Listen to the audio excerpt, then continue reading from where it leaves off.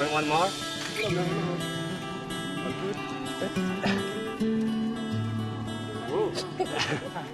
La photo est décidément le meilleur moyen pour briser la glace. Titus a compris ce que je cherche et il décide de m'emmener vers un lieu très important pour lui et sa famille.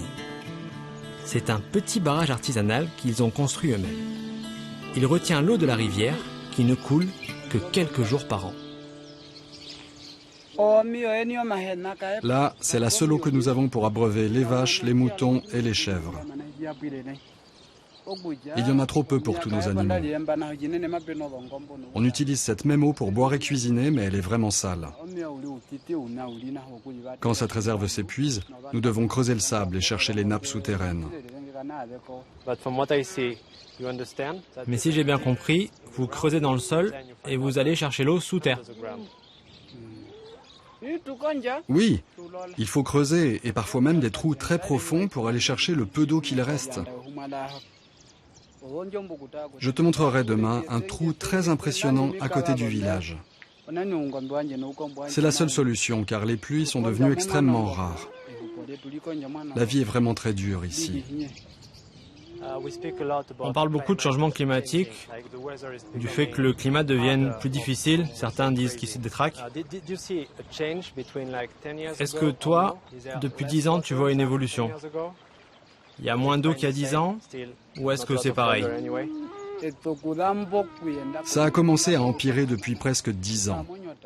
Maintenant, il faut faire 5 ou 6 heures de marche pour faire boire les animaux.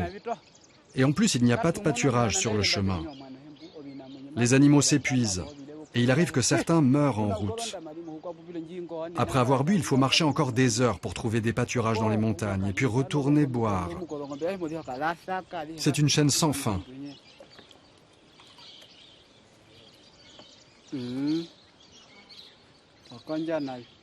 Avec le temps, on a appris à repérer où il y a de l'eau.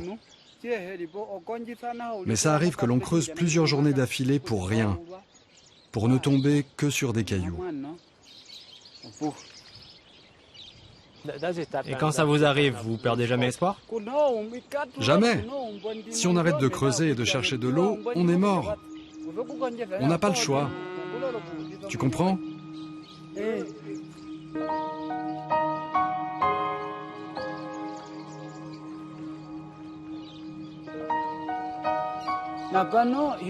Regarde comme les vaches sont maigres.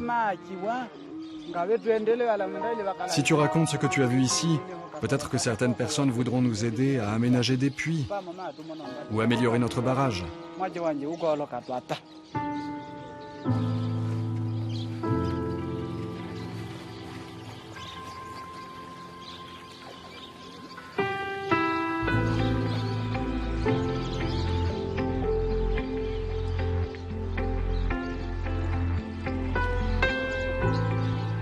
Ce qui va être compliqué pour moi, c'est de réussir à retranscrire leur situation à travers une ou admettons les maximum 3 photos.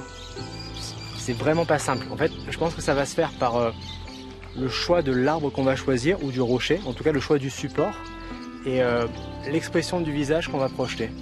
Et c'est ce mélange-là qui va créer du coup une sorte d'état des lieux en fait, de ce qu'on est en train de vivre. Mais moi, mes émotions, elles sont un peu mélangées, c'est-à-dire que le discours qui m'a tenu, il est très triste. C'est hyper, on est en face, c'est très très touchant.